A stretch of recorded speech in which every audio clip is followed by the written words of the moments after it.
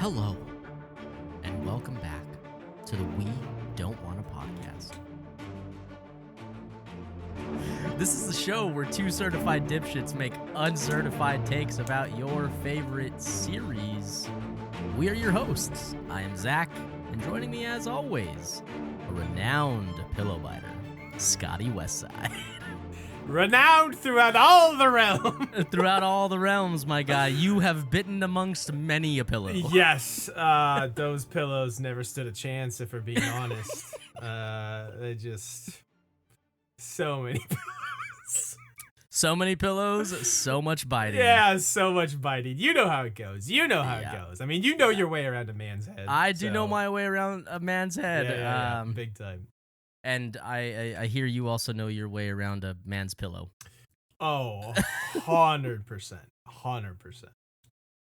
What's up, my guy? How are you? Wait, take another sip so I can ask you another question. Okay. While you're taking a sip. I'm not thirsty now. You can't tell me how to live my life. I am good. Good. You know. Glad. Okay, anyway, hey, dude, so this week, guess what I did? What did you do this week? No, Zachary? I'm just kidding. How was your week, You're pal? What'd you do? Not a whole lot. Not a whole lot. Yeah, gosh. Wow, okay, this is boring. Shit, I should tell you about my week. I felt like I had something prepared for this that I was going to talk about, but now I completely forgot, so my bad. You know, it's a week in the life. Okay. Yeah. In the sweet life of Zach and Scott.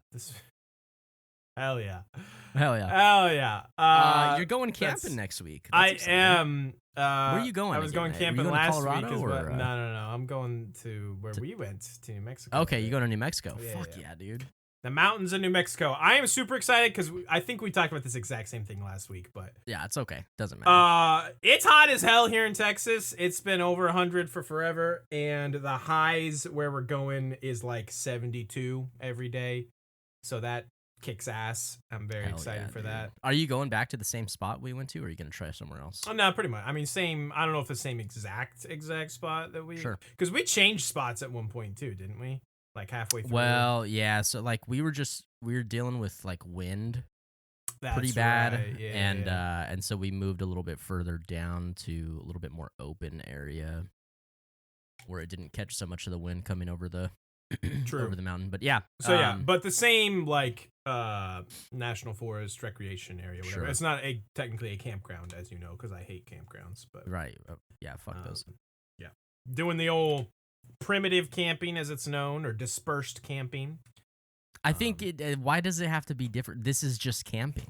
It's true. That's just camping. what camping. That's what you're camping right. is. That's what camping is. But people think, oh, if I take my RV to a campground, we're camping. But fuck that.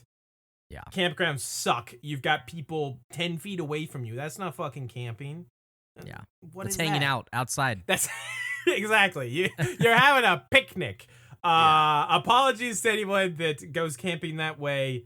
That's you know what? However you want to experience the outdoors, just experience them. But if you want to do it right, then you go real camping. You go real camping, exactly. So I'm taking my parents. I don't know if I mentioned that. They have not been camping in like 45 years. They're old and they haven't been in forever. Shit. So this should be fun. That's cool, man. Yeah, we were supposed to go last year. I think I probably talked about this. We were supposed to go last year, but they got sick like the day before we were going to go. Yeah. And we couldn't. They were worried about it being COVID. I don't think it was COVID, right? No, I think it was just like a cold or a flu or something. And but obviously we had to postpone, and it didn't really timing work out for the rest of that summer. So we're take 2, fingers crossed, attempt this year. Fingers crossed. Well, cool, man. Dude, so a little bit of catch up here because I don't think we really talked about shit. No, I prefer mustard though. Yeah. God damn it. We talked about that last week. We talked about mustard last week too. So I saw a new movie this week, Scott. Oh, sure. Yeah, I saw you tweeting about this. Yeah. This is old though by the time. Yeah, by the time this comes out, it's okay. It doesn't matter. Fine. I saw Nope, which is the new Jordan Peele Western thriller, if you want to. Is that what it is? I just assumed. Yeah. I mean, it's like an alien horror. I thought. Well, yeah, sure. Okay. It's man, this is a movie that, look, if you guys want to have an unbelievably unique movie watching experience, go see that. Go see The Lighthouse. Well, yes, The Lighthouse. That's we definitely do not talk about The Lighthouse enough on this podcast. We don't talk about Robert Pattinson. No, they need more screen time. No, seriously though, guys, this is a movie that like it doesn't fit in a box, and it's just weird. Sure. And parts of it are uncomfortable. Very good performances. Some things that I thought were a little strange, but I'm here for it. But that's like half the point, right, of his movies? Yes. I've not seen any of his movies. I feel like they skew towards horror, is what my understanding have always been, and I hate horror. I think horror is probably to an outside looking in who like doesn't really like touch like that area of movies, you may call it horror, but with seeing them, they tend to be a little bit more like psychological thriller. Okay. So I really enjoy that. I do like because I too don't thrillers. love horror. I do enjoy some, so like I'm not closed off to it. But this doesn't, to me, it doesn't feel like it touches horror. Okay. That's fair enough. In this, but it's a good movie and it's a hell of an experience. Maybe I'll give it a shot then if you feel it's not skewing too much towards horror. Yes. But you enjoyed it, and that's good. I'm glad. I did enjoy it. Did Amanda enjoy it? She actually liked it a little more than I did. I had a couple problems with it that she saw no issue with, which is fine. It was a good time. You know what I see no problems with, Zach? Is this fucking episode. Oh my god. Yes, dude. So obviously we'll get into it in much more detail, but I'm just gonna come right out here and say it. This is a top 5 episode of Game of Thrones ever, period. The end. In my opinion. Yeah. So this is definitely, I don't know that if this creeps into top 5 for me. I think this is easily top 10. Which listeners, you've probably heard us say that a million times.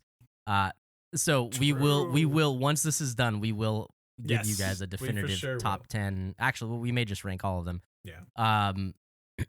But look, I think we need to take just a very quick peek back into the ending of last week's episode and rehash out this disclosure, the season 4 disclosure. The season 4 disclosure, yes. Tell us what is going to be happening with season 4. Well, I guess I should say that's what's going to be happening.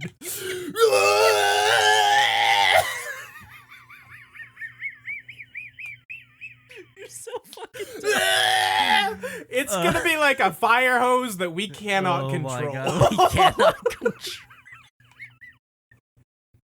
Have you guys, if anybody's seen that South Park episode where my camera's just gonna be a white blur? Oh my God. Okay. This is gonna be a lot of us just double Dutch ruddering. It's a circle jerk fest here.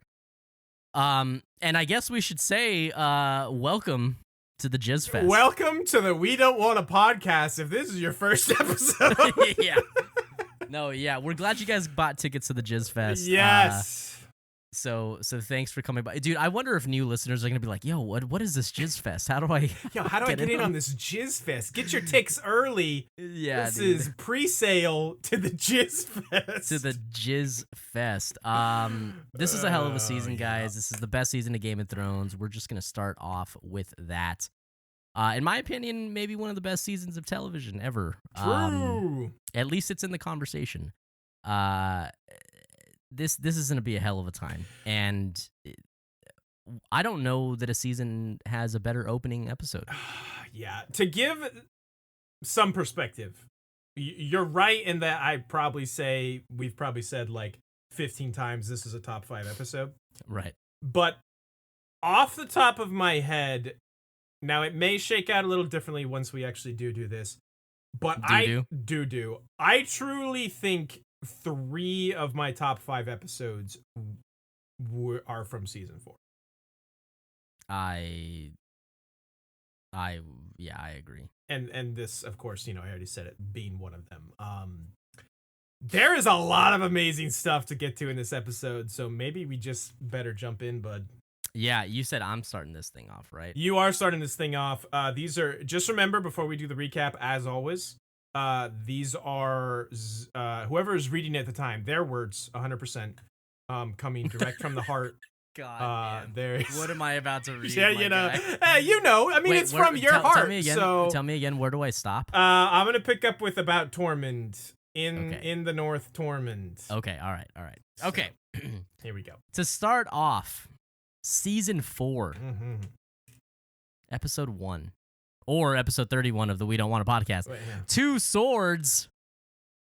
We begin with a scene so symbolic and powerful that it blows my balls clean off. And it gets my nips real hard. Scott. Your words. Yeah. Tywin melts down ice, the Stark family Valyrian greatsword, and has it reforged into 2 new Valyrian blades for House Lannister. He gives one sword to Jaime and tells him he must resign from the Kingsguard and take his place as Lord of Casterly Rock. Jaime refuses, and Tywin basically disowns him, but still lets him keep the sword. What a good dude. What a guy. Just outside King's Landing, Tyrion awaits the arrival of the Prince of Dorne and House Martell for the royal wedding. Prince Doran, is it Doran or Doran? Doran, I think. Doran, okay. Cannot attend due to his health, but sends his brother Oberyn, also known as the Red Viper, in his stead. They find Prince Oberyn in a brothel, stabbing Lannister soldiers, and not in the sexy way. This dude Oberyn absolutely fucks. Yes, those are my own words. Yeah. In every possible aspect. Dude, Amanda thinks he is so hot. I mean, he is who so the fucking fuck hot. doesn't? That's Pedro Pascal, right? Yeah, That's his name? Yeah. He tells Tyrion that he's here for revenge for his sister, niece, and nephew who were killed by the Mountain. Oberyn says he believes that Tywin gave the order for this, and he intends to repay the debt. In the east, the dragons are growing and entering the rebellious teenage years. This is my dead goat, Mom. God, why are you making me do this? You're such a cringe lord. True. God, Mom, it's my dead goat. I'll do it too. Grey Worm obviously has the hots for Missandei because who wouldn't? Yes, truly. And Dario 2.0 gives him shit for literally not having the balls to do something about it. Literally not having the balls. Yeah. Back at King's Landing, Sansa is deeply depressed from losing her family, and Tyrion and Shae do their best to comfort her, but are unsuccessful. Shae wants to do the hanky-panky, but Tyrion says it's not a good time. Shae is mad and thinks he loves Sansa because he tried to buy her off and ship her away. But he doesn't even know that Varys did that. One of the other servant girls is big time spying on them. Jaime is getting fitted for his brand new shiny gold hand and confirms that Crocodile from One Piece is in fact the coolest because a hook would have been better. True! Fucking Crocodile fucks! That's my guy! Crocodile is fucking cool, man. Yeah. Jaime also wants to make the hanky-panky and get him some passionate incest action, twincest action. Passionate. I don't know that we can say incest on YouTube. We've said it plenty already, don't worry about it. Yeah, true. Some passionate twincest action, but Cersei is mad that he left her and was gone for so long.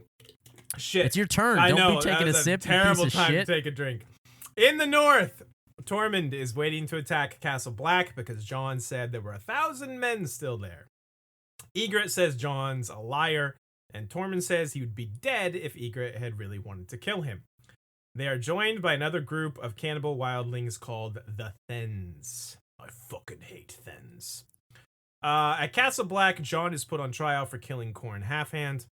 He tells them everything that he did, including the sexy times with Ygritte, but says that he did it all to gather information on Mance's army. Sure you did, Jon. Sure you did. Sir Alistair and that asshole, Janos Slynt, want to kill Jon for breaking his vows, but Mace Raymond is a total baller and says no. Brienne visits Marjorie and explains to her how Renly died.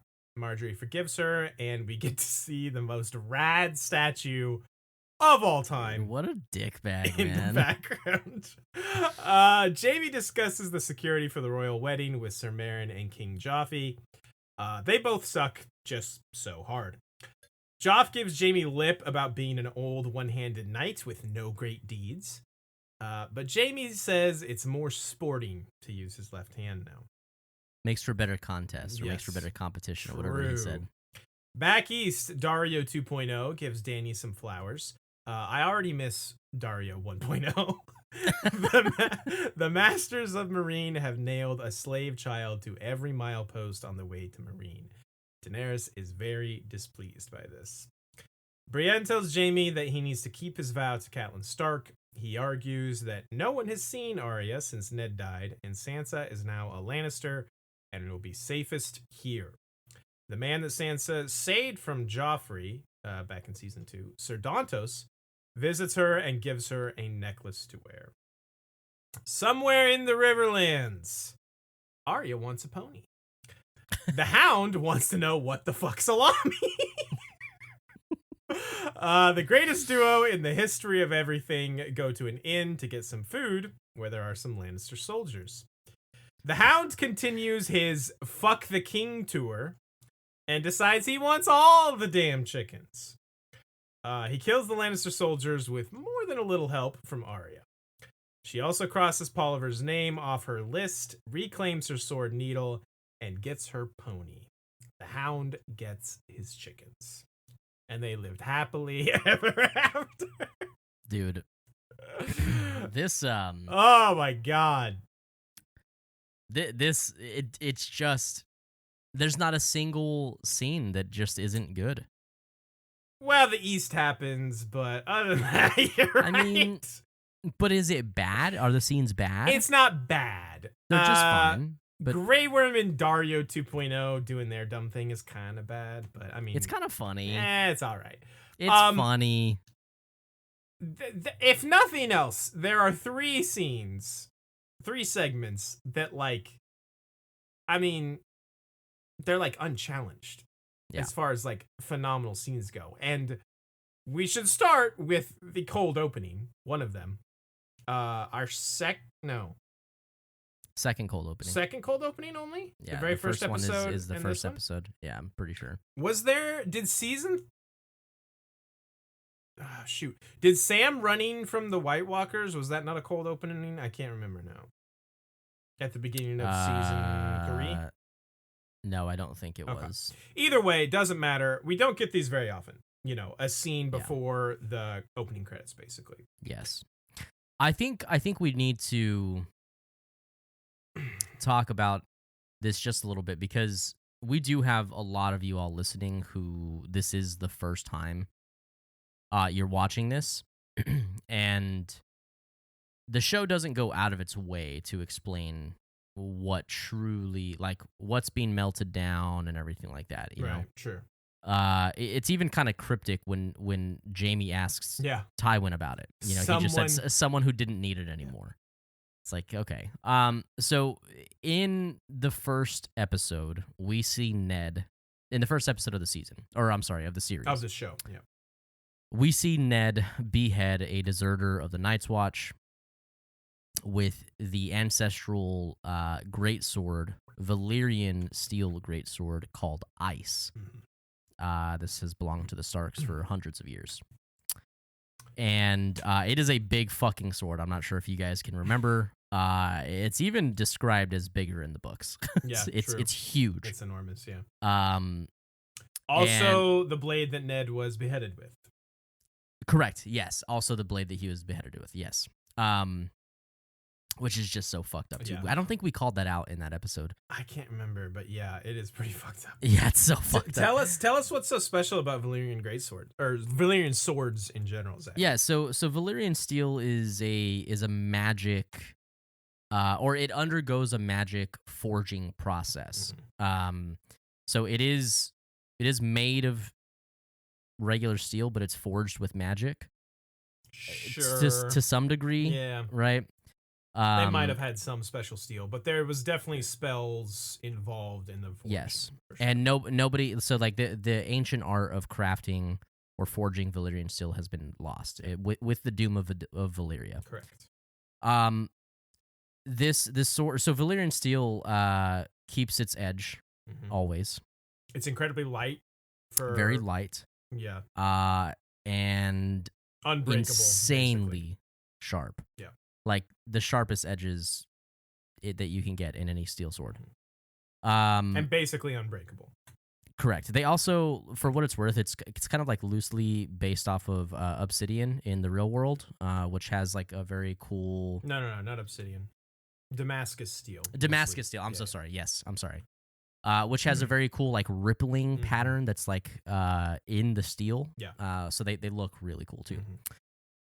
We probably talked about this a little bit when Jon got his Valyrian steel sword, but I don't think we went into that. I don't think we go into much detail. The big thing to know is that there are not a ton of Valyrian steel blades left in the world, or like known ones, because the art of making them has been lost for hundreds of years. Any that are left are basically priceless. Right. And most of them are in the hands of like old families, like, you know, how the Stark Greatsword Ice was passed down for centuries. You know, Jon's sword Longclaw was passed down through House Mormont for centuries. Right. They're, like I said, they're basically priceless items. And the Lannisters did at one point have a Valyrian sword in the family, but it was actually lost when I believe it's Tyrion's uncle, if I'm remembering correctly. Tywin's uncle? No, I'm sorry. It was lost on some voyage to Valyria. And Bright Roar, I believe is what it's called, which is pretty sick. Yeah, that's a good name for the Lannister sword. Yes. Tyrion's uncle went in search of it and was lost on a voyage to Valyria. At some point before that, it had been lost. Gotcha. So okay. Tywin's brother, Tyrion's uncle, went in search of it at some point to try and bring it back and other treasures from Valyria, but never returned, basically. So Tywin has, you know, Jaime basically, you know, mentions here, like, you've wanted one of these in the family for a long time. Tywin has tried to buy Valyrian steel swords off of other famous families, but like I said, they're priceless and they would basically never give them up. Right, yeah. So, in this cold open, it's just such a banger of a symbolic opening to start season 4 right after what has just happened in season 3. Yeah. So again, just to kind of explain this, Tywin is melting down ice. The Stark Greatsword Ice. And because of how big it is, he's able to get 2 Valyrian steel blades out of it. One full size sword, and then one a little bit smaller. And it is just such a fucking good opening to know that, I mean, the Starks are done. As like, I love how, as if this scene wasn't like symbolically powerful or enough the for sheath? anyone. Yes. He takes the wolf pelt, which is the sheath, and just throws it on the fire to burn. And if that's not just like, listen, if that type of symbolism goes over your head, I don't know what to tell you, because that's about as plain as it can be. But man alive, has there ever been a more powerful just visual of that moment when like Tywin steps out of the shadows in the forge and you see the flame light? I just came and shit my pants at the same time, just instantly. terror and horniness just intermingled. God, he's a baller. Just so cool. He's so cool. Yes. Yeah. So that's a big deal, man. Great cold open. What a way to start the season. Symbology, man. Aliens, man. Symbology. Yeah, man. Symbology. Yeah, it's so good. And then we get an amazing scene between him, Tywin, and Jaime. As if, that cold opening wasn't good enough. I gotta ask. I'm trying to remember. Obviously, Tywin has quote unquote taken L's in the series, like losing some battles to Robb Stark, etc., etc. Right, sure. But have we ever seen him just so evidently and like thoroughly not get his way, like in this moment? I don't. That's a good call out. I don't think so. I also think that there's a level of, I don't know that I want to call it respect, but like, oh, I see what you're saying. I think if anybody's gonna be able to push back without consequence, it's Jaime. Right. Because unlike Tyrion, Tywin holds Jaime in a much higher esteem than he does Tyrion. For sure. Maybe not love, probably isn't the right word, but yeah, he holds him, I think, in a much higher esteem than he does Tyrion. Right.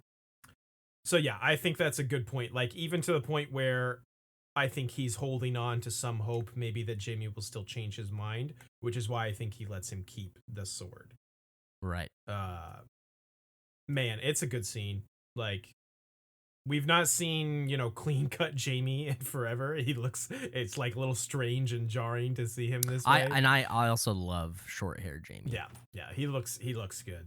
And just, man, the back and forth between them is so good when Jaime is just like, no. And Tywin just, no? I don't believe I asked you a question. And it's just like you said, you just do not see this dude not getting his way. Right. Like, ever. Yeah. And Jaime is just sticking to his guns. No, he doesn't care. I love how he calls out, like Tywin starts to say something about, if you think your bloody honor, and Jaime's just like, my bloody honor is beyond repair. Like, this isn't about that. But I'm not breaking this vow. I'm staying in the King's Guard. Yes. And how much of this do you think is his love for Cersei, and how much of it is his kind of like rebirth that has happened with Brienne?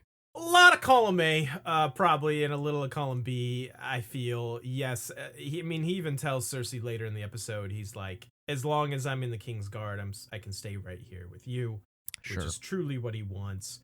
But I do feel there is some aspect of, yes, this character is trying, like you said, kind of almost a rebirth of like trying to, he says my bloody honor is beyond repair, but I think somewhere in his heart he hopes maybe that's not fully true. Right. That he can reclaim some of it.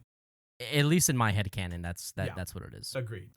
That's what I want from his character. Like, we also get the scene, obviously, with Joff and Ser Meryn, where, Joff is being a total dick, obviously.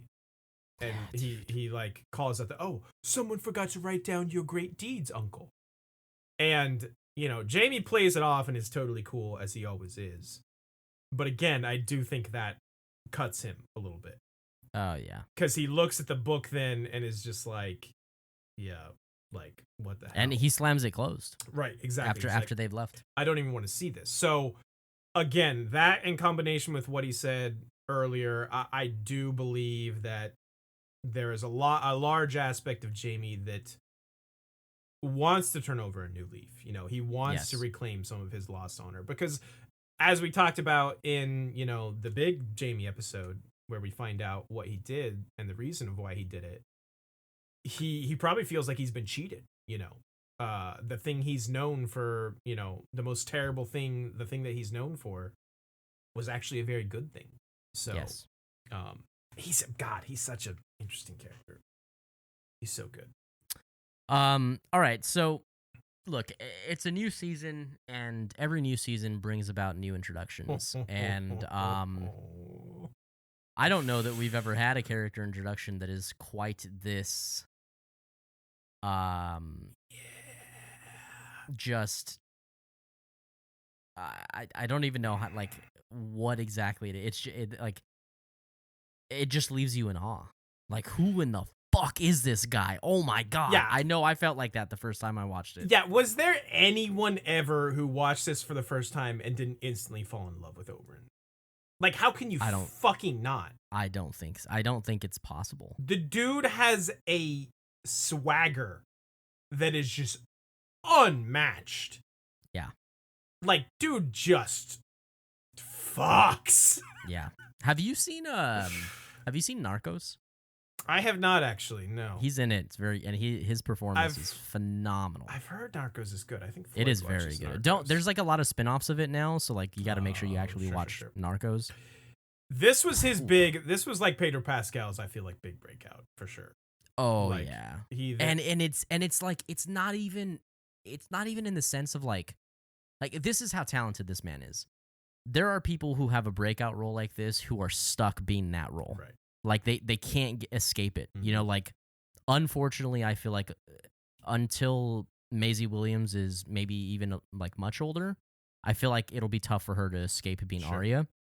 We talked about that a little bit with Sam and M, yeah. Right. Pedro Pascal performed this role, and every fucking casting agent, director in the fucking world was like, I gotta have this guy. Yeah. Because then this dude popped up in everything. Like, in a similar way, I feel like he's so good. Jason Momoa had. Like, you know, he popped off huge after Game of Thrones, and you know, Pedro Pascal as well. And it's just like, how can you not love this character introduction? Like, he's cool. He's a badass. You love to see a man who is comfortable in his sexuality. Yeah, dude. Like, he's in charge, and like, I love it. Just all the girls leave. You stay. You stay. Which way do you like it? My way. My way, dude. I don't even have a vagine, but I was moist, my guy. I was moist. You were absolutely moist. Everyone was moist. Just moist. Humid. Even just the way he swaggers into the room with the Lannisters and does that cool move where he like slides his hand over the candle. Yes. It's just like, how are you so effortlessly cool, my dude? What the fuck? Yeah. Also, he draws his knife so fast. Oh yeah. Like, he even tells the dude what's about to happen too. Like, you're too slow on the draw, and then BAM! God. He's so cool. And then after all this just makes out with yes. Arya. But I was going to say, if all this like swagger and cool and just badassery was not enough, I know what you're going to say. Him and Tyrion then go outside and have an extremely good, like, intense, emotional conversation. Yes. And it's just like, this dude is just covering everything. Check the boxes, my guy, because God. Oh boy. Yeah, so he says, I have this quote. Tell your father I am here. And tell your father Lannisters are not the only ones who pay their debts. I can vividly recall that line specifically because it was one of the lines like in the trailer for season 4, which I watched probably a billion times.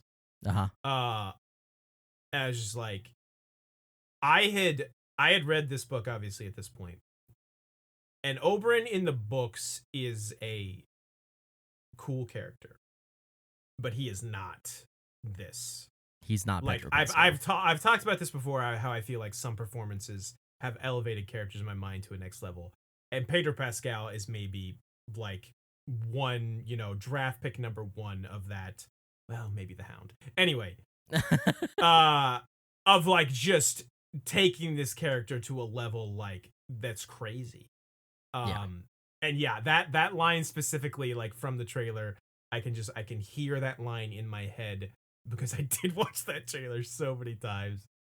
God, he's just, how does he transition so well from all of these things? Like, that conversation he has with Tyrion is phenomenal. Yes. Like, you don't see Tyrion like at a loss for words and speechless in that way. Well, very so often. like aside from Pedro Pascal and Oberyn just commanding that scene, it is kind of a testimony to like, okay, so I mean, obviously this is his introduction. We have to rely on the way that characters react to him as an indicator of who this person is, right? Right, true. And so not only is Tyrion at a loss for words because of this scene and because of this dialogue, but it also just gives you a really clear sight into like who is this man, right? Yeah. And in the eyes of a Lannister, this guy is a fucking force to be reckoned with. Yes, and just bad news. Yes. Like all the way around. Like Yeah. if you couldn't tell by Tyrion's face when like the Dornishmen ride up and they say like Prince Doran couldn't come, he sends his brother Oberyn in his stead. Tyrion's face just kind of like, fuck. Shit. Yeah, he's and like, then when he's like, well, where is Prince Oberyn? yeah. Oh, he got here at dawn. Yeah. And Tyrion's like, son of a bitch, dude. Bronn has several amazing lines in this scene, by the way. I have to shout out my boy Bronn. If they're so important, why'd they send you? And then like Tyrion comes, I happen to be a very accomplished diplomat. And as they're walking away after the exchange, Bronn just hits him with some accomplished diplomacy. That was. It's like, Bronn, you cheeky son of a bitch. Also, just the way he like squints at the flags and goes, yellow balls? And Tyrion's face is like, the fuck? Bronn is amazing. Then when they get to the brothel, and Oberyn is like, what are you, his hired killer? And Bronn's like, I started that way. Now I'm a knight. And Oberyn's just like, how did that come to pass? And Bronn just kind of shrugs and goes, killed the right people, I suppose. I fucking love Bronn. I also, I have to say, I don't know if it's me looking for this, but I kind of feel like that interaction, like Oberyn's face and acknowledgement of that is kind of like okay. Yeah, no, like, cool. 100%. Like, okay, yeah. Yeah. And then, yeah. And I love that. I love that, Yeah. like, from a person who is, although we haven't seen his, like, fighting capability yet, although it's obviously been heavily implied. Right. It's like, cool. Fuck yeah, dude. This guy like knows his shit, you know? He definitely, like, it's like real recognizes real moments. Because even then, I love this part too, where he's like, we need some more girls, yes? And Bronn does like the big head neon, and Tyrion's like, no. Or you don't partake? And he's like, oh, I partook. I'm married now. It's just like, there's just the back and forth between like Bronn and Tyrion and Oberyn in this sequence is all gold. Yeah. All gold. Dude, we've been talking, hold on, how long have we been talking about this episode? 40 minutes-ish. 40 minutes, and we're... two scenes. We're two scenes in. Oh boy. Yeah, seriously, guys, the Jizz Fest has begun. Aside from one more, the rest of these shouldn't take as long. Yeah. We get the East stuff. Do you want to, what do you think Grey Worm and Dario 2.0 are so cool? I think it's funny. So... No. Look, I think what is happening is funny. I think I would like it more if it were characters who had more personality. You know, like if this was something that we saw between like Pip and Gren, you know, or like Ed, yeah. It just I think that the show writers really wanted people to like new Dario. Well, new Dario, and also Grey Worm, because like he is just kind of a blob. Yeah, and I mean that's I think they're trying to inject like personality. Yeah, and it's definitely intentional. He kind of has to be an emotionless robot. Like, I'm not blaming the actor or the writing or anything like that. No, sure. But I totally see what you're saying, and I do think a big aspect of this is like, oh, this is our recast Dario. We have to make him cool and, you know, like quippy and right off the bat. I do, I give New Dario a lot of shit. He's fine. I don't have that big of a problem with him. The quip about Grey Worm literally not having the balls is pretty funny. It's a low blow, by the way. Like, come on, dude, that's not cool. But literally a low blow. Literally a low blow, but also it's pretty funny. So, and then obviously Dany is big upset, and with good reason, for the whole what the Myronese have done to those slave children. So yeah, help me out here. Why did they do that to the slave children? Is it a warning to her? Basically, yeah, it's basically like a warning to her. Okay, so gotcha. So let's see here. What's my next note? We got the Shay, Sansa, and Tyrion stuff. Oh, actually, hold on real quick. Because you had already talked about the wait, have we talked about Jaime getting his hand fit? No, not yet. Okay, never mind. Sorry. We didn't talk about that. Oh, we haven't talked about that yet. We'll hit that next. Let's talk about the Shay and Sansa stuff real quick. Okay. So this is kind of this. Well, it's not. I can't really say it's the start, but it's the start of it being much more of a problem. The Shay being upset Tyrion. with this, upset with the situation for sure. It was a little more playful before. Now it's like more, a problem, like you said. Yes. This is where Tyrion puts his hand on Sansa's hand to try and comfort her at the I think so. Yeah, they're having table, breakfast. Yeah. And Shay's walking away and looks back and is fucking pissed. Which it's interesting because I think the next cut, correct me if I'm wrong, the next cut is him in bed or him getting into his chambers and waiting, and she's she literally puts his finger in her vagina. That definitely happened. She's literally put it in my vagina. Hold on, let me get it wet first. Now we'll get it in there. Dude. Yeah. Sorry. Dude. Shay, Sansa stuff. Go ahead. Sorry. Are you just too hard to talk right now? Is that what's happening? I need to contain this. It's just I feel so bad for Sansa, obviously. I appreciate that Shay and Tyrion are doing their best to try and comfort her, but there's nothing they can do. Right. And also the line, the line where she's I'm going to go to the Godswood, and he's yes, prayer can be helpful, and I hear blah, blah, blah, blah, blah. And she's I stopped praying a long time ago. It's the only place I can go where people don't talk to me. Yeah. Oh, man, Yikes. It's a dagger, dude. It's so sad. Poor thing. And then someone does talk to her in the Godswood. Yes. Yeah. Which I don't really have anything to say about that now, but we will learn why that was. Yeah. Put that in your back pocket if this is your first time watching. Put it in your pocket. Don't put it where Shay puts it. No, but you can for safekeeping. Man, Tyrion the dude is just stuck between a rock and a hard place. Yeah. He can't. What is he supposed to do? When Shay asks him, do you love her? And he's just she's a child. She hates me. All this stuff. He's of course I don't love her. But also I think there's part of him that's she is my wife. I have to take care of her. Right. I have to take care of her and do right by her. And obviously Shay still thinks that he was behind the whole diamonds thing, which he has no idea about.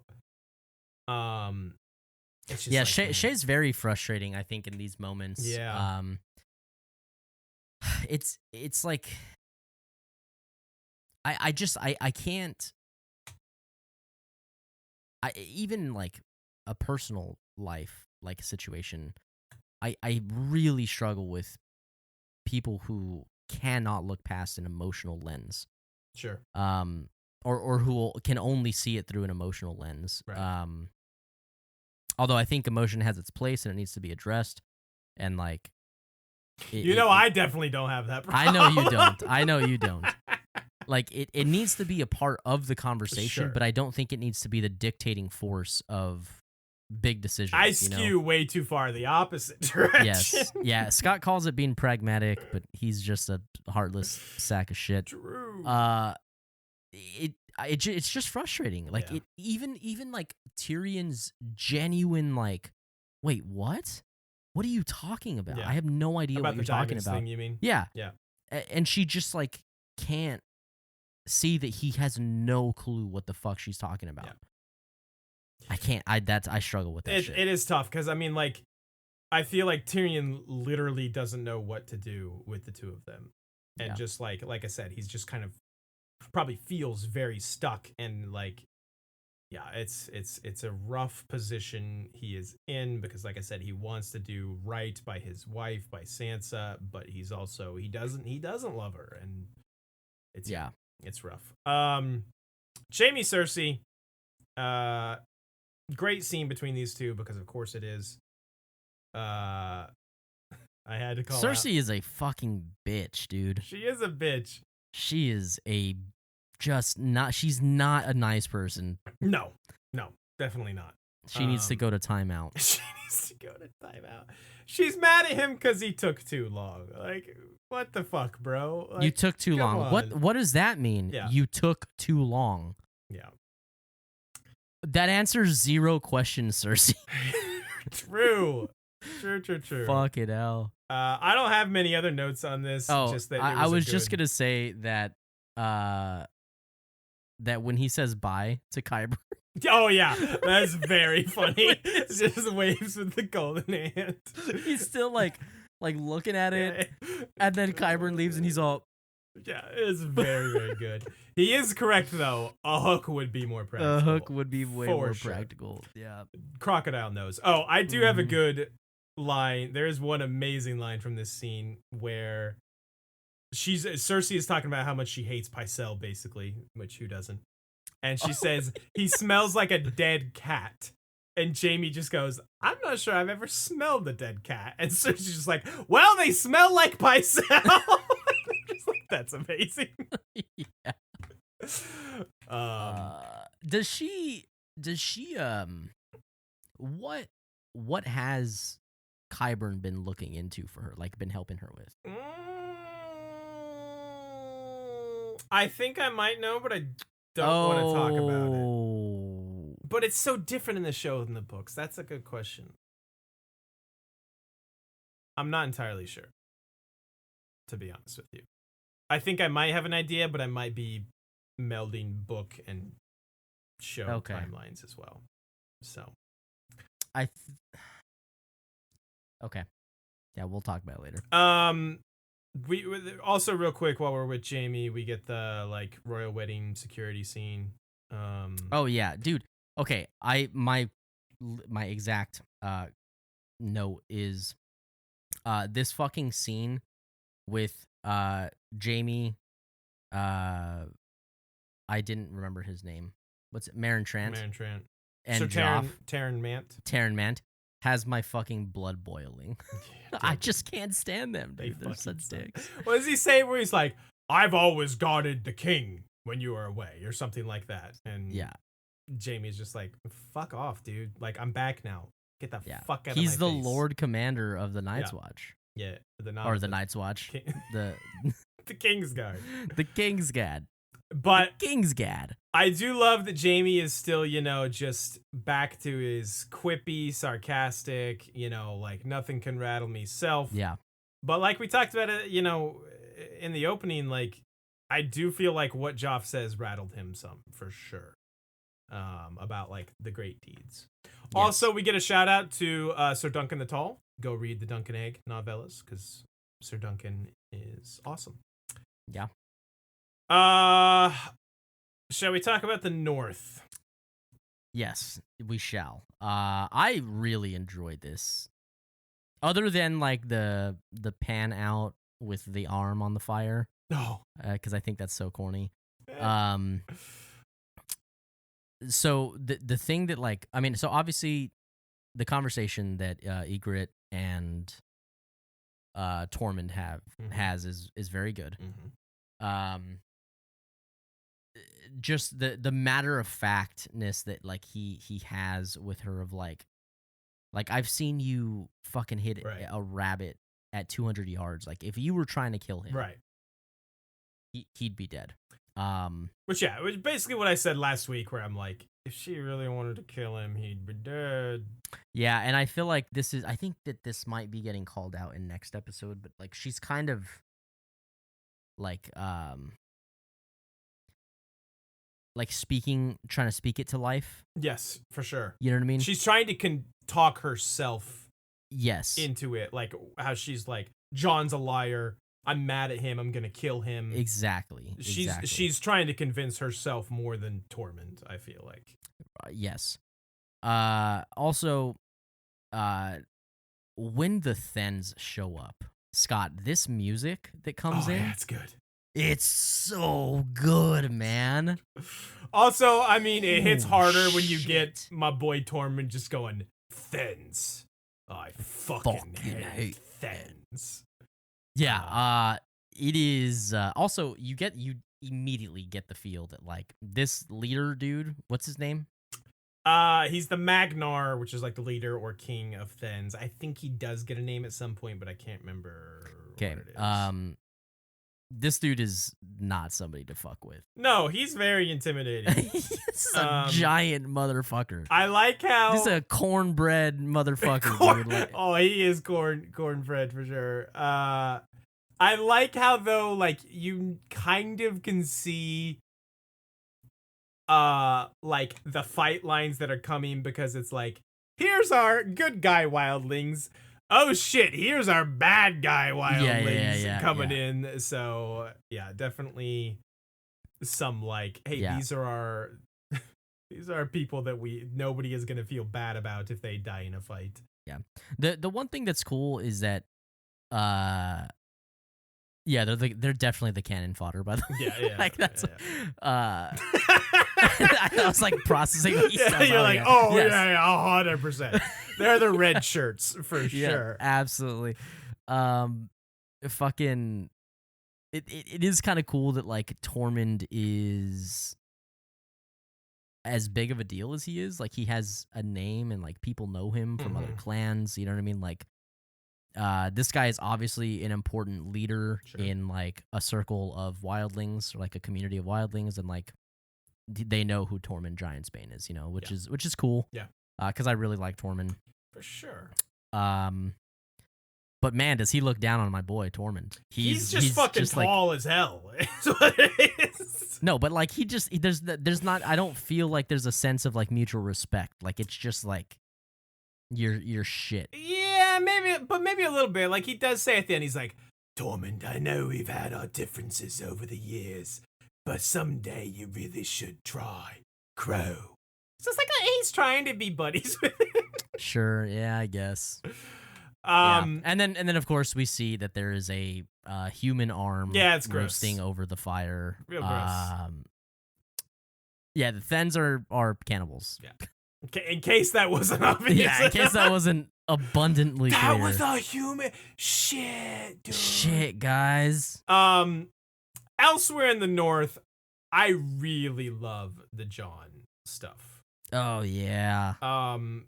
Just the brief moment we get where he's like dressing, talking to Sam, kind of reminiscing about Robb, is just really solid, really good. We get like, you know, do we ever get a reaction from him about like he's found out about Robb? No, that's right? That's what this is right now. This is him finding out about Robb dying. Okay. You don't think that's a little odd that it's not more like emotional? Well, I mean, we're coming in, you know, I'm sure. Okay, so like there's no scene where he's like somebody breaks the news, right? That I'm forgetting. No. Okay. This is like further into the conversation, or maybe even several days later. Obviously, you know. But I appreciate that they acknowledge the fact that yes, Jon has found out that Robb is gone. Yes, right.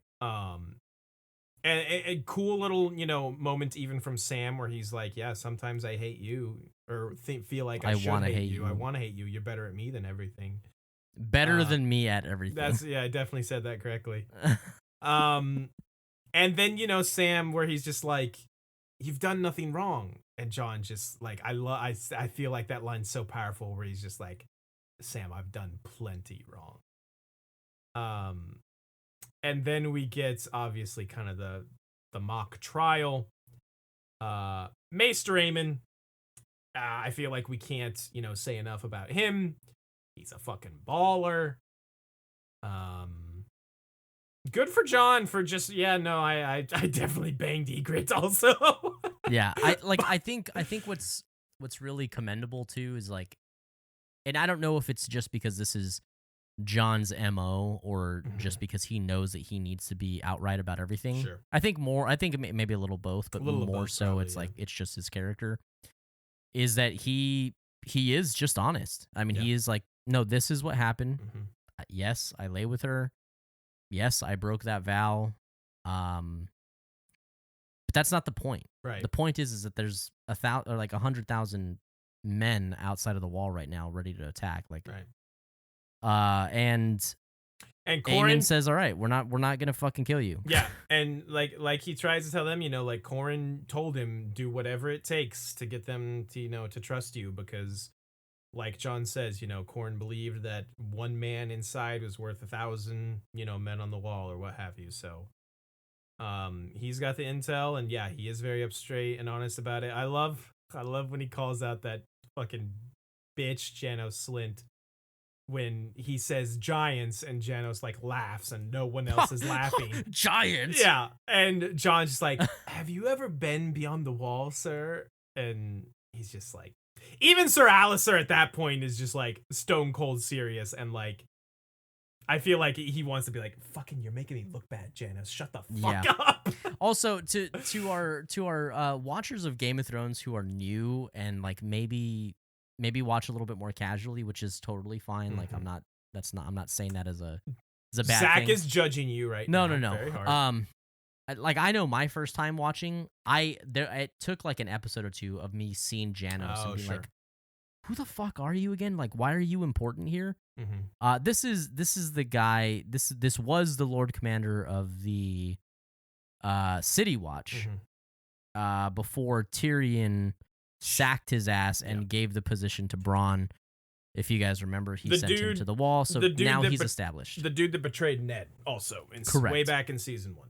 Yeah. So now he's established himself here at the wall, and apparently has earned himself a seat on whatever the fuck table that is. Earned is a little strong. He was technically a lord, so that just kind of gets him preferential treatment at the wall.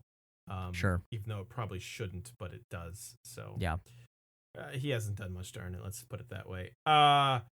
Maester Aemon with the absolute fucking baller of a line where Sir Alistair's like, you can always tell when a man is lying. Where did you learn this magical power? And Maester Aemon just, I grew up in King's Landing. I'm like, that's my fucking dude, Maester Aemon. That's my guy. Dude, when he shoots, he never misses, man. He never misses, man. Yeah. I really enjoy that scene. In an episode jam-packed with as many great scenes as it has, a scene like that might get a little lost, but I really like all the Jon stuff. Yeah, definitely. I think, are we back to King's Landing? Yeah, the Brienne stuff. Yeah. So a couple of thoughts here. First off, when Olenna sees Brienne for the first time is so fucking hilarious. So great. Yes. Just the, like, what does she say? Like, my God, or like, yeah. Like, what does she call? Like, you're just, aren't you a delight or something? Like she says something like she's just so happy about it. Yeah. Like Olenna, and Brienne is like ready for her to be like, you're a monster, to like, judge her. You're a fucking freak, but no, she loves it. She loves it. And she's like, you fucking knocked my grandson's pompous ass down or whatever. And Brienne's kind of like, yeah, I did. Yeah, and I love Olenna so much. Definitely. The other thing that I think is just so on brand, and I'm like, you're sometimes just so cringe, Brienne, is that she's like, I gotta tell Marjorie about that. Like, she like thinks Marjorie, like, she doesn't understand that Marjorie's playing the game, right? You know, she's like our king, like, I will avenge our king, and Marjorie's like, yo, Joffrey, Joffrey's our king now, okay? Yeah.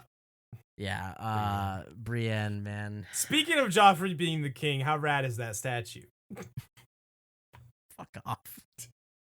Just the fucking pompousness of fucking Joffrey to have a statue of himself with his trademark crossbow that he wants to fuck so badly, standing on like a wolf. Dude, you think he like puts Vaseline in the fucking arrow, like 100% thing, and just like no, whoop, whoop, actually no, he goes in raw dog on that thing. Raw dog, splinters and all. He raw dogs that crossbow. Oh my god, dude.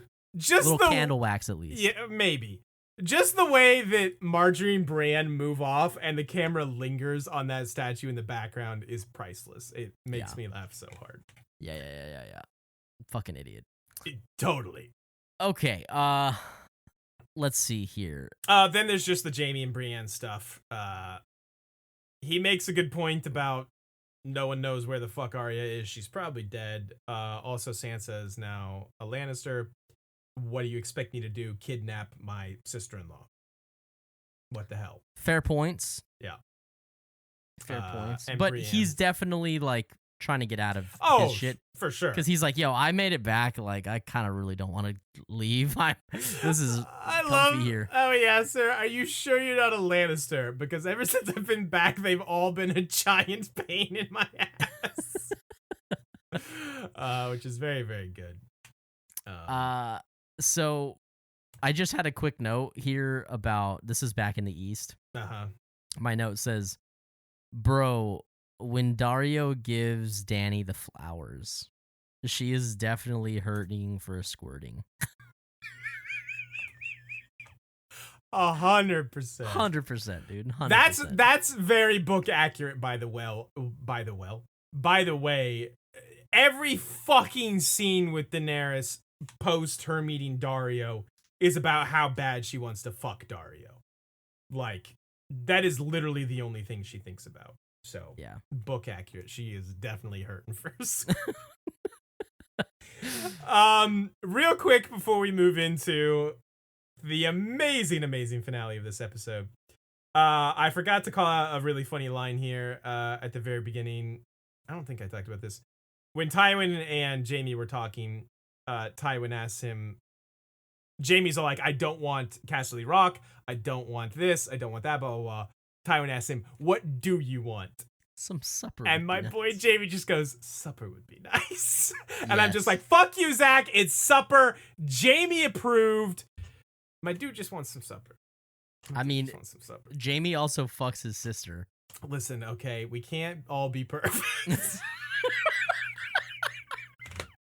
God damn it. Okay, let's stop fucking around, beating around the bush. Let's get to it.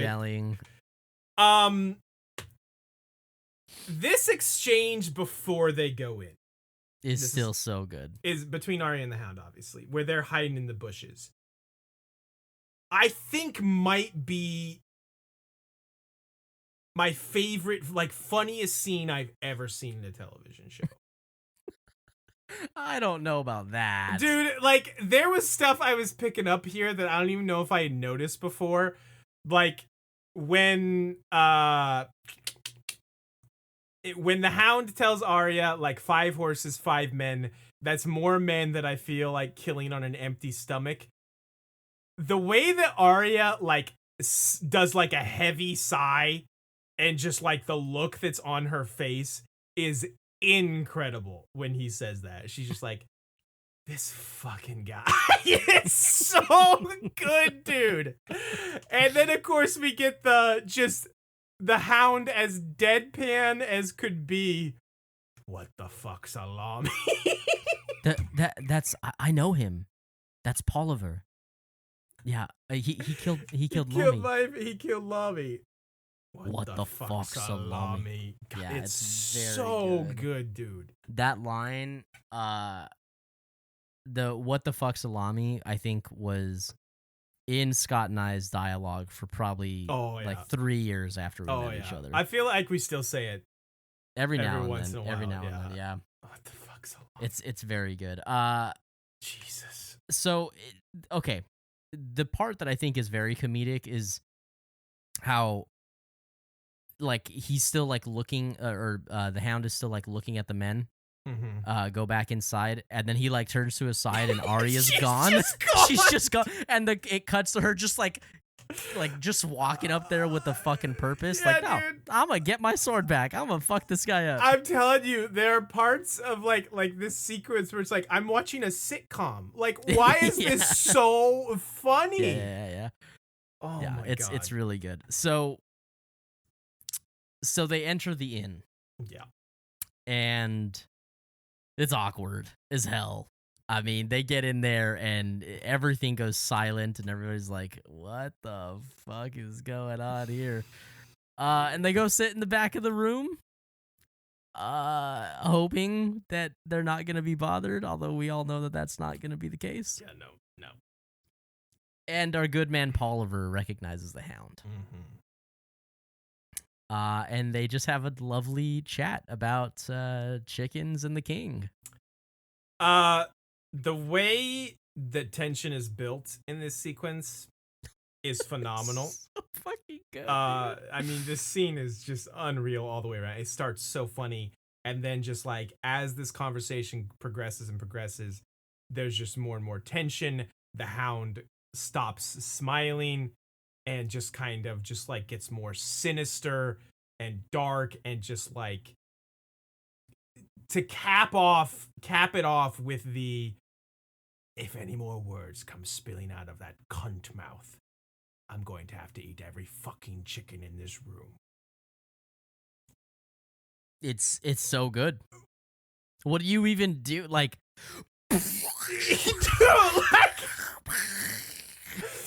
Polliver, your face should explode from just the sheer... From the force of my jizz. From the force, yes.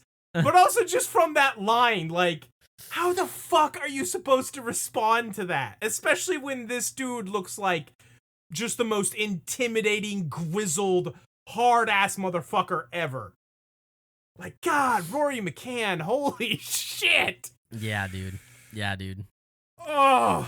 Talking makes me thirsty. Oh. Grabs his fucking drink. The power move. Of just reaching across, grabbing his drink. And chugging it while maintaining eye contact. I've never realized, because it's kind of dark, I've never realized that he just maintains his eye contact the whole time that he's sipping. He's so good. Even just like a little bit before that, where he's just kind of still being, you know, a little nice and jovial, and he glances at Arya and just kind of like, she's all right. I've had better. Yeah, I've had better. But man, what a sequence. The fight is cool then, of course. There's one part in the fight that I want to point out, and it's when Arya joins, the music change. Oh, sure. Oh boy, it is like oh shit, like she's getting in the fucking game now, dude. She does like a little like kind of pose too after she's done stabbing that guy. Yes. Oh man, it's good. The music change hits really, really good. The part with the close up of the Hound repeatedly jamming that dude's face on the dagger, I have to almost turn away because I'm just like, oh. Dude, the slow struggle to pull and just dude. Oh, it hurts me. Oh my God. But it's not even like fast like that. It's like bah, bah, right. And it's just like then the like gasping, gurgling noise the dude makes. Ugh. God. Yeah, it's something else, man. This scene it's a hell of an episode. What a way to cap off the episode. And then just them happily writing off Arya on him eating his goddamn chicken. She's got her pony. She's got her sword back. She crossed Polliver's name off her list. Life's good. This is the first name off of her list. I believe so, yeah. Definitely the first one she's done herself. Is there anybody else? I think you're right. Not yet.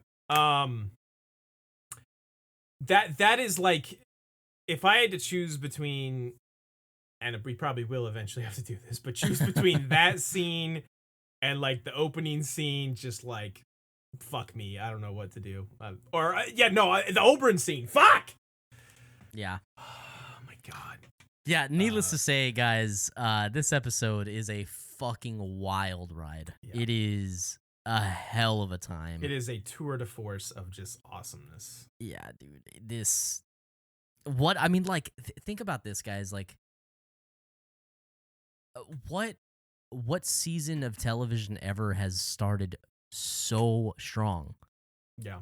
Like, just it immediately, like, well, let's just do the goddamn thing. Yes, and for those who don't know, a big reason behind that is because this is more or less the second half of the third book. The third book is legitimately so jam-packed with amazing earth-shattering events that they split it into 2 seasons. Season 3 and season 4 is most of the third book. And so basically, like, you could almost say that season 3 is setup. It's obviously not all setup. But then season 4 is just like climax, go, go, go, go, go. This is everything is happening. Just like us. Right. Definitely. Climax. But like everything that had happened in season 3 that was set up to happen. And season 4 is like, nah, set up the fuck that. That was last season. We're going, baby. I think of what the next episode is. And it's like, that is episode 2 of this season. What the fuck? Yeah. So yeah, that book is incredible. The third book is obviously my favorite by a long shot. And just the earth-shattering events, like I said, that we get at the end of the third season and now all throughout the fourth season. And they're executed so well. Like this sequence with the Hound and Arya is very different circumstances. This does basically happen, but like, does he say the chickens line? I can't remember. No, I don't think so. Like that's the thing, like the comedy with the Hound is just not there in the book. Yeah. And I said, like, I challenge anyone, especially just go back and watch that first part. It is so genuinely funny. Like that look on Arya's face when he's like, I don't want to kill these dudes. I'm hungry. And she's just like, this fucking God. Just go kill people. Jeez. Yeah. It's so good, dude. It's so good. We should probably do that thing that we do. Yeah. This has been a long episode. This is who be thrown in. It now? There are 4 number 1s in this episode, and I don't know what we're going to do. Yeah. I don't know what we're gonna do either. So Sam can come off. Love you, Sam. Oh, I should say where we last left off at the end of season 3. Oh, what did I do? Sam was up there. Tywin was number 1. Davos Seaworth was number 2. Sam Tarly was number 3. Jon Snow was number 4, and Arya was number 5. So I think without any like deliberation or like beating around the bush here, I think we can all agree that Tywin is going to make the list. Well, maybe actually. Yeah, I don't know. Okay, I don't know that I feel that confident about that. Okay, let me a slam dunk candidate here. Let me introduce Oberyn. Oberyn Martell is absolutely on the list. To our list. Jon has a case. I'll leave him up for now. Arya is making the list. Yeah. And the Hound is making the list. How we're gonna order them? It's gonna be. It's just impossible. I think we have to put Oberyn at 1. I can't even find the Hound. Hang on a second. There you are, my dude.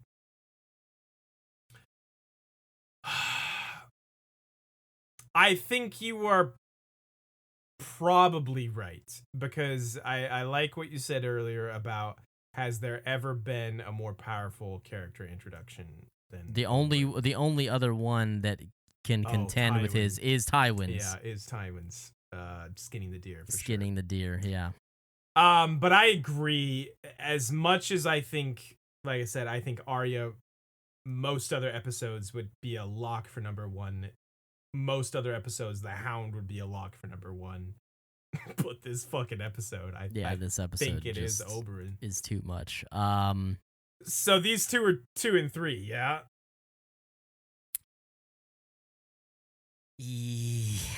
Yeah. I mean, does Tywin? That's what I'm saying. We have 4 number ones. I think Tywin. Okay. Who's better, the Hound or Arya in this episode? Like, I kind of think it's the Hound. I think I agree. Okay. I think so. So maybe we go the Hound, Tywin, Arya.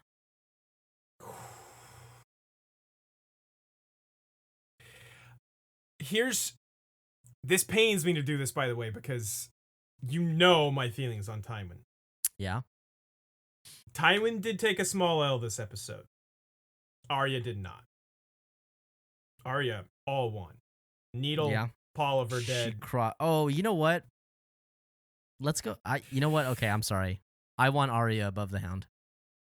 I was worried you were gonna say that. Look. I can't decide. The Hound has an unbelievable performance, dude. But Arya gets Needle back, revenges Lamy, crosses the name off her list. Counterpoint: the Hound gets all the chickens in that room. Oh my god, fuck off! And she gets her pony. He gets all the goddamn chickens. And plus, like, how can you not? He has 2 of the most iconic some of our favorite lines in the entire series. Dude. I don't know, man. What the fuck, salami? And if any more words come spilling out of that cunt mouth, I'm gonna have to eat every fucking chicken in this room. Like, come on. Come on. Those are Bobby B level of lines. Okay. All right. I concede. I agree. Arya goes 3 because of Tywin's small L. He still is an absolute Hold on. baller. Who else are we nominating this episode? That's a great question. We'll have to figure that out. But those were the 4 that I was like, how do we fucking rank those 4? Tywin. Sorry, there you are. I think Jon definitely has a case. Yeah, he does. I think Aemon has a case. Where are you? I don't think he does enough. All right, fine. Davos was not in this episode. I'll take him off. Who else do you think? I mean, I don't know. Jaime? Oh, Jaime maybe. Everyone was a giant pain in his ass, but good on him for standing up to Tywin. Yeah, but he's also taking L's with Cersei. He got a sick golden hand. I mean, he did. You're right. When he waved to Qyburn, that was a good call out. It was very funny. Bronn? No. Well, I could see a Bronn. Nah, he just had a couple good quips. No, he didn't do enough. Oh, shit. I should have got a new picture of Jaime. He's all clean shaved now. Tyrion? No, not Tyrion. I don't think Tyrion makes the list this week. Tyrion was taking some L's. No, not Marjorie. Ygritte? No. Why? No. Yeah. No. I liked her scene with Tormund, but you know what, dude? I think I vote Jon over Jaime. Do you really? Yeah, I think you had some really good callouts on his scene with Sam and his scene like in his like trial.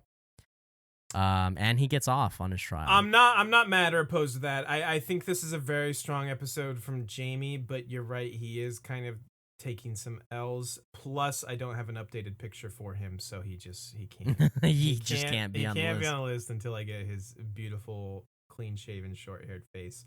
Listen, he's beautiful both ways. He can pull off both. Jon. All right, I agree. Jon had a very strong episode. And he's at 5. Yeah. Okay, that came together a little quicker than I thought it would. Mainly because there were absolutely 4 slam dunk. Oh, what about Dario candidates. 2.0? Yeah, fuck Dario 2.0. Let me just run through this. The remix. The remix. Tywin, not Daenerys. We talked about Tyrion, Marjorie. Pod the sex god. He should make the list. That was Cersei. Yeah, I don't think we're missing anybody. I don't think either. we're missing. Yeah, no, I think that's it. Okay. In a absolutely slam-packed episode, Oberyn Martell, with an absolutely unbelievable character introduction, is going to be number 1. The Hound, with some of the most iconic lines in the series and just a phenomenal Rory McCann performance, is going to be 2. Maisie Williams and Arya, phenomenal performance. Got Needle back. Cross the name off her list. Got a pony. She's winning. Tywin burning. Doing Tywin things. Forging swords. Being a baller. And then Jon Snow. I think an extremely strong performance from him. Low key in this episode is number 5. That is it for Who Be Thrown In. What a fucking list. Yeah, man. Season 4. Jesus. Oh boy, this is gonna be so fun. I've been just waiting till we got onto this season so we could talk about this shit. When I realized which episodes we were recording tonight, and I think I texted you, I was like, oh shit, dude, 2 swords. Yeah. Is this week's episode. Yeah. Oh, 2 swords get me hard, if you know what I mean. Yes. Just thinking about a couple swords, one longer, one short. Woo! Yeah, dude. Yeah, one's a little thicker than the other. Yeah, that girth. Yeah. That big girth action. Oh my lord. Guys, thank you guys for coming to the Jizz Fest. We appreciate coming to the Jizz Fest. Yeah. But also attending. We love and appreciate you guys so much. Hit us up on the Twitter, Instagram, Facebook at We Don't Want a Pod. Friendly reminder, we do still have merch available, which you can check that out on the link in the description box. And you just pointed at my head. Oh, I meant to point down at the description box. No, you're pointing at my head. Can I pointing at my head? Rub it a little bit? You rub my head. That's so stupid. What are we doing? We're just having the Jizz Fest, bro. Yeah, dude, it's just the Jizz Fest, man. I'm all loopy, bro. Yeah, we're lubed up and loopy for sure. Loopy and looby.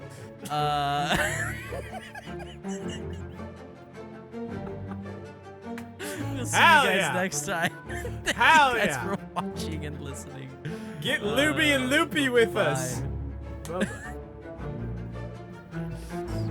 Ridiculous.